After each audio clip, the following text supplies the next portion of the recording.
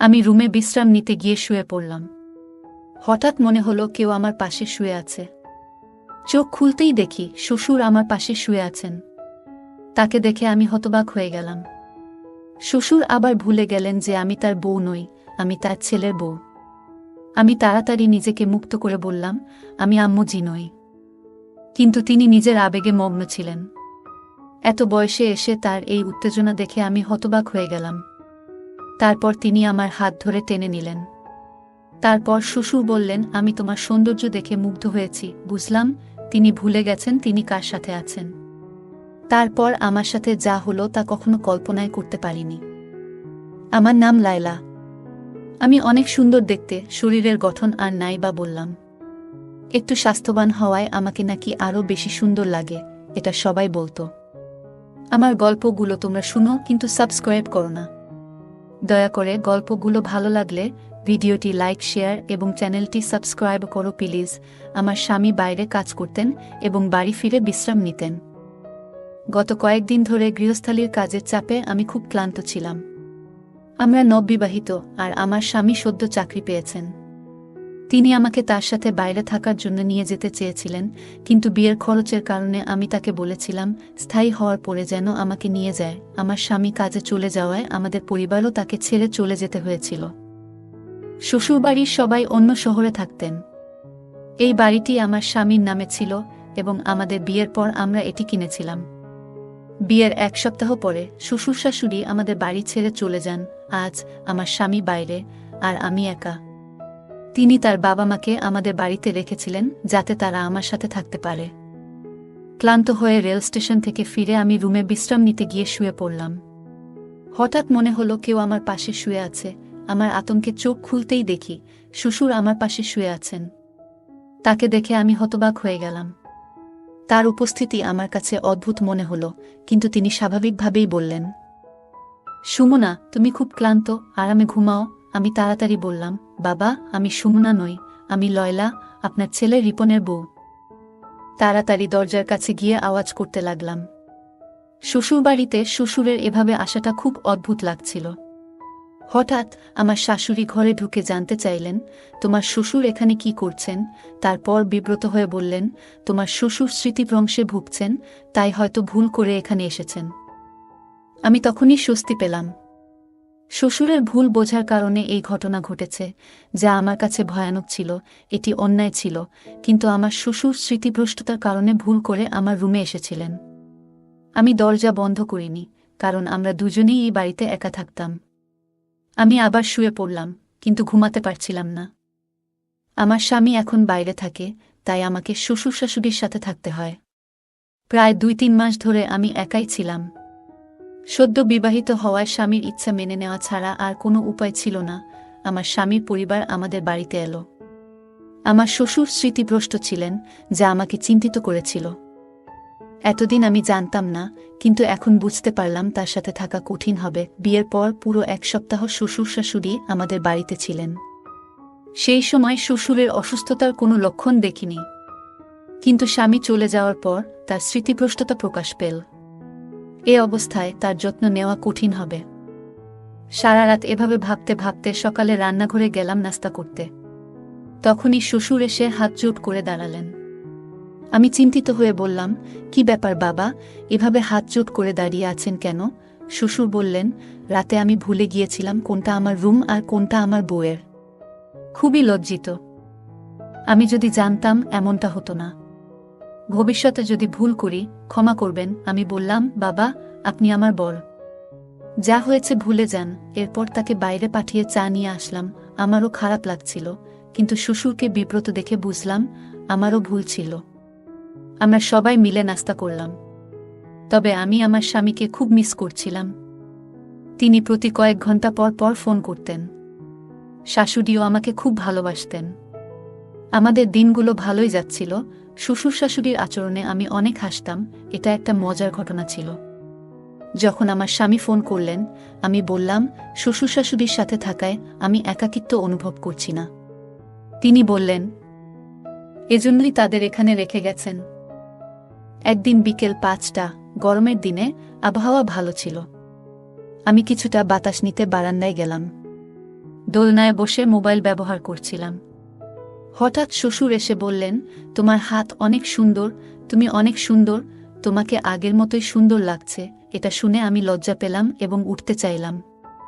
তিনি আমার হাত ধরে টেনে নিলেন। আমি রেগে বললাম, বাবা, আপনি কি করছেন? তিনি হেসে বললেন, লায়লা, আমি তোমার সাথে রোমান্স করব না?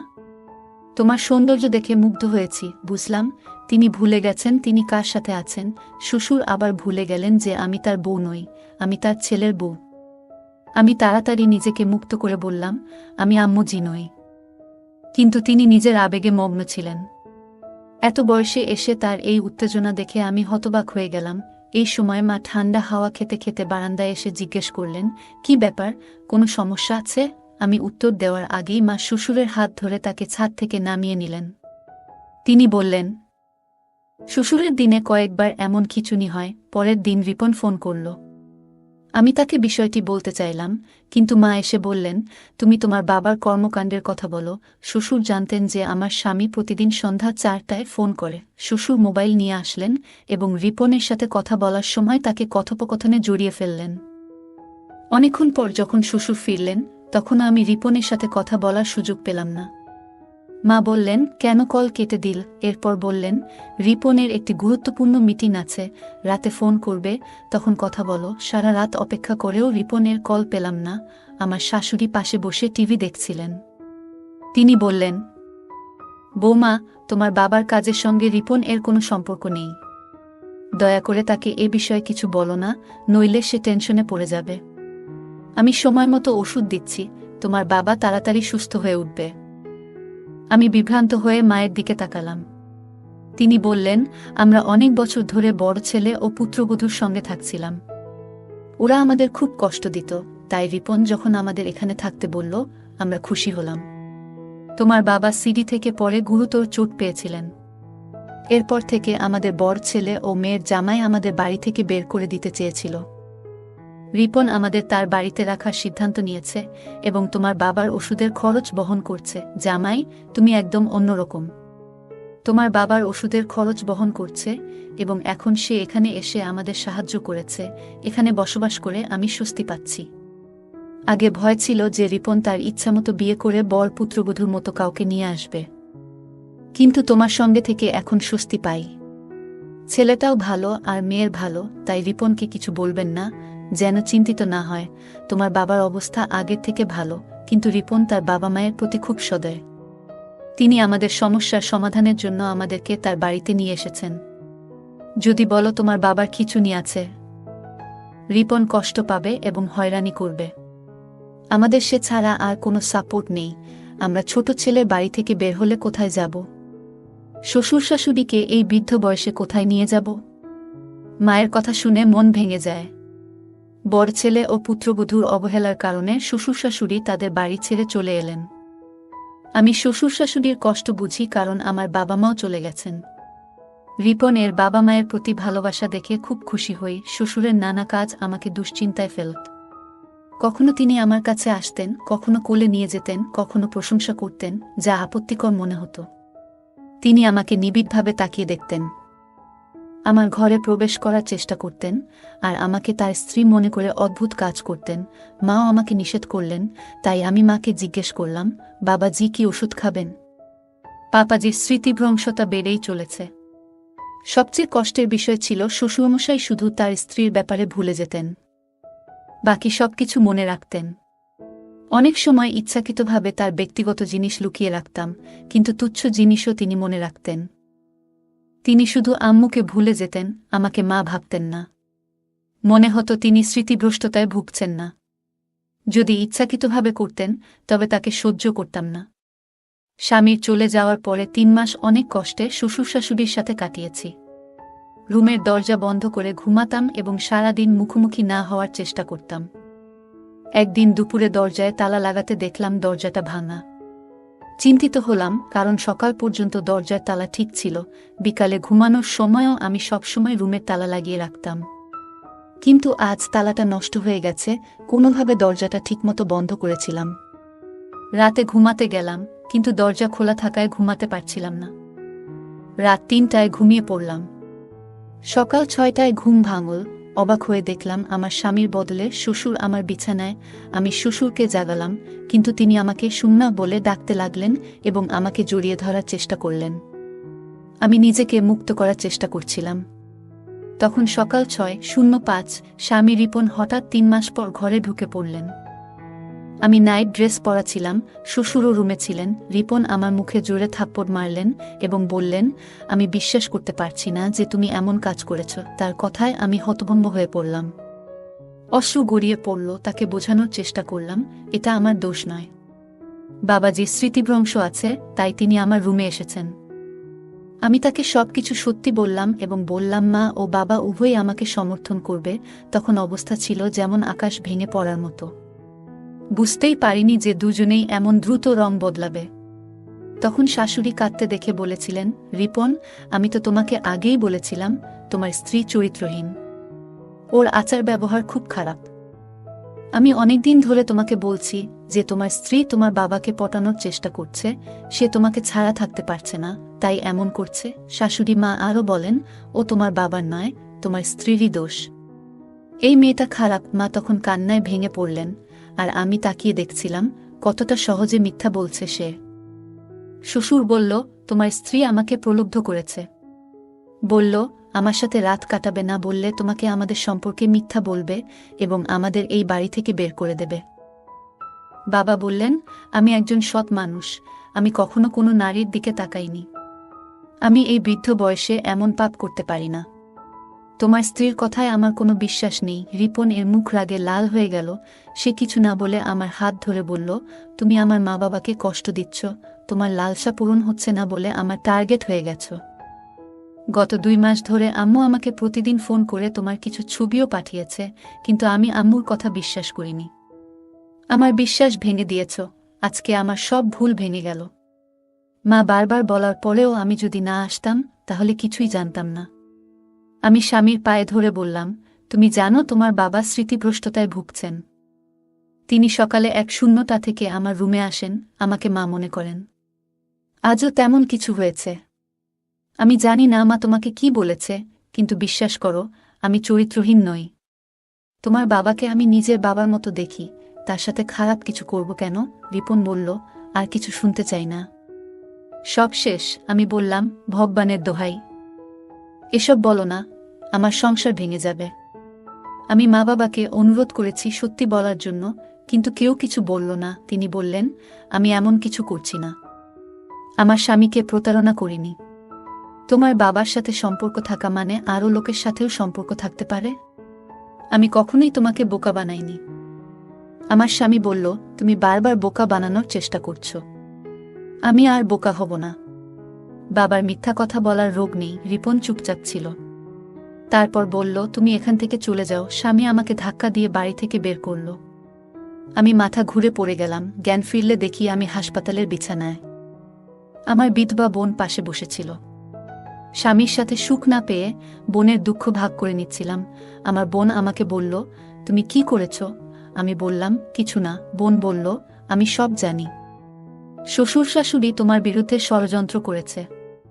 তুমি কান্না থামাও, তারপর সব খুলে বলো। আমি সব খুলে বললাম আমার বোনকে। সব শুনে সে বলল, তুমি এতটা বোকা কেন হলে? এতদিন চুপ করে সহ্য করলে কেন? তোমার স্বামীকে বললে না কেন? তোমার শ্বশুরবাড়ির লোকেরা কেন এমনটা করছে? আমি জানতাম না কি করতে হবে। রিপন আমাকে বাড়ি থেকে বের করে দিয়েছে। দিদি বলল, এমন লোকের সাথে থাকার কোনো মানে নেই যে তোমাকে বিশ্বাস করে না। তোমার শাশুড়িও খারাপ ব্যবহার করেছে। প্রায় 1 সপ্তাহ পর রিপন ডিভোর্স পেপার পাঠাল।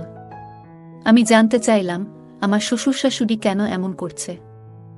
আমি আমার ছোটবেলার বন্ধুকে বললাম, সত্যিটা জানার জন্য শ্বশুরবাড়িতে যে কাজের মেয়ে হিসেবে ঢুকে সব দেখে আসো। সে রাজি হলো। পরের দিন সে কাজের মেয়ে হিসেবে শ্বশুরবাড়িতে ঢুকল। আমার শাশুড়ি তখন একা ছিল এবং তাকে সাহায্য করার জন্য কাউকে খুঁজছিল। বন্ধুটি বলল, সে সব কাজ করবে। কাজের মেয়েটি আমার শ্বশুরবাড়িতে ঢুকে সবার আস্থা অর্জন করে এবং ঘরের সব খবর রাখতে শুরু করল। সে জানতে পারল যে আমার স্বামী এখন আর বাইরে কাজ করেন না, বরং একই শহরে আছেন। 2 শূন্য দিন কেটে গেল। আর আমার বন্ধু সব শোনার পর শ্বশুরবাড়ির সব কথাবার্তা আমাকে জানাল। আমি বুঝতে পারলাম আমার সঙ্গে খারাপ আচরণের কারণ হলো আমার স্বামীর বড় ভাইয়ের বউয়ের কঠোর স্বভাব। শাশুড়ি বললেন বড় ছেলের স্ত্রী খুব খারাপ এবং লোভী ছিল, আর আমার শ্বশুর শাশুড়ির উপর অনেক অত্যাচার করেছে। শ্বশুর মশাই অনেক কিছু জানলেও তার ছেলে কিছু বলেনি। আমার স্বামী ছিল আলাদা। তিনি শহরে থাকতেন এবং নিজের উপার্জিত অর্থে আলাদা বাড়ি কিনেছিলেন। পরে বাইরে কাজ করতে গিয়েছিলেন।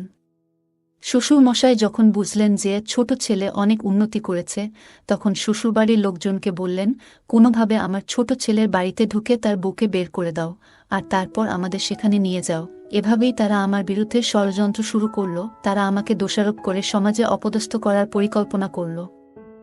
তাদের লক্ষ্য ছিল আমার স্বামীকে প্রভাবিত করে বাড়িটি তাদের নামে করিয়ে নেওয়া। বড় ভাইয়ের বউ এবং ভগ্নিপতি খুব লোভী হয়ে পড়েছিল এবং তারা এই বাড়ি নিজেদের নিয়ন্ত্রণে নিতে চেয়েছিল। তবে তারা জানত না সম্পত্তি হস্তান্তর এত সহজ নয়। আমার দৃঢ় বিশ্বাস ছিল একদিন না একদিন তাদের সত্য প্রকাশ পাবে। শ্বশুর শাশুড়ি যা করছিলেন তা বড় ছেলের বউয়ের নির্দেশে হচ্ছিল। শ্বশুর শাশুড়ি ভয়ে ছিলেন, আর বড় বউ তার স্বামীকে এই পথে টেনে নিয়ে এসেছিলেন। এরপর শ্বশুর শাশুড়ি আমার বিরুদ্ধে নানা ষড়যন্ত্র শুরু করেন। তাদের উদ্দেশ্য ছিল আমাকে শারীরিক ও মানসিকভাবে দুর্বল করে ব্ল্যাকমেইল করা, যাতে বাড়ির কাগজপত্র তারা হাতিয়ে নিতে পারে। শ্বশুর মশাই প্রমাণ সংগ্রহ করছিলেন আমাকে ফাঁদে ফেলার জন্য। তারা চেয়েছিলেন আমার স্বামী আমাকে বিশ্বাস না করে বাড়ি থেকে বের করে দিক, যাতে ছোট ছেলের বাড়ি রক্ষা করতে পারেন। শাশুড়ি আমার ভিডিও আমার স্বামীর কাছে পাঠিয়েছিলেন আমাকে অপদস্থ করতে। শেষে তারা আমার ভিডিও ব্যবহার করে আমাকে ব্ল্যাকমেইল করার চেষ্টা করল, কিন্তু আমার স্বামী সত্য জানতে পেরে তাদের ফাঁদে পা দেয়নি। সব বলে ছেলের বাড়ি বাঁচিয়েছে, কিন্তু এখন আমার স্বামীর প্রতি বিশ্বাস উঠে গেছে। আমি আর ফিরে যেতে চাই না। সত্য কখনো লুকিয়ে থাকে না। আমি জানি একদিন না একদিন আমার স্বামী এসে ক্ষমা চাইবে। আমার শ্বশুর শাশুড়ি সব শুনে কেঁদে বললেন, আমরা বড় ছেলের স্বার্থে ছোট ছেলের সঙ্গে অনেক অন্যায় করেছি। কিছুদিন পর আমার শ্বশুর তার ছেলে রিপনকে পুরো সত্য বললেন, কিভাবে বড় ভাই এবং তার বউ তাকে হয়রান করত। 1 মাস পর আমার স্বামী এসে ক্ষমা চাইল, যদিও আমাদের ডিভোর্স হয়ে গিয়েছিল। সে বলল, তোমার বোন যা বলেছিল তা সত্যি, তুমি আমাদের বাড়িতে ফেরত এসো। সম্পর্ক শেষ হয়ে গেছে, কারণ বাবা মা সবকিছু বলেছে। পুলিশও বড় ভাইকে গ্রেপ্তার করেছে। শ্বশুর শাশুড়িও পুলিশের কাছে পুরো সত্য বলেছে। আমার স্বামী বলল, প্লিজ লায়লা, আমার সঙ্গে এসো, তোমার নামে বাড়িটা লিখে দেব। শ্বশুর শাশুড়িও এসে ক্ষমা চাইলেন, কিন্তু আমি তাদের ক্ষমা করতে রাজি ছিলাম না। আমার বোন বলল, এখন ওরা বুঝে গেছে, আর ভুল করবে না। তোমার স্বামী তোমার নামে বাড়ি লিখে দিচ্ছে, এর চেয়ে বড় প্রমাণ আর কিছু হতে পারে না। চলো চুপচাপ ফিরে যাও। আমি বোনের কথায় রাজি হলাম। তার বড় ভাই আর তার বউ গ্রেপ্তার হলো এবং স্বামীও বাড়ি ছেড়ে চলে গেল। শ্বশুর শাশুড়ি এখন একাই থাকে। আমার স্বামী এখন একই শহরে কাজ করছেন। আমাকে একা রেখে কোথাও যান না। সব ঠিক হয়ে গেছে। আমার বন্ধু শ্বশুর বাড়িতে কাজ করে। শ্বশুর শাশুড়ি সব সত্য বলেছে। আমার জীবন এখন ভালো চলছে এবং আমি খুব খুশি। স্বামীর ইচ্ছায় বাড়িটা আমার নামে হয়েছে। গল্পটা কেমন লাগলো জানাতে ভুলবে না। আরও মজার মজার রোমান্টিক গল্প শুনতে চাইলে ভিডিওটি লাইক, শেয়ার এবং চ্যানেলটি সাবস্ক্রাইব করতে এবং বেল আইকনটি টিপতে ভুলবে না। ধন্যবাদ।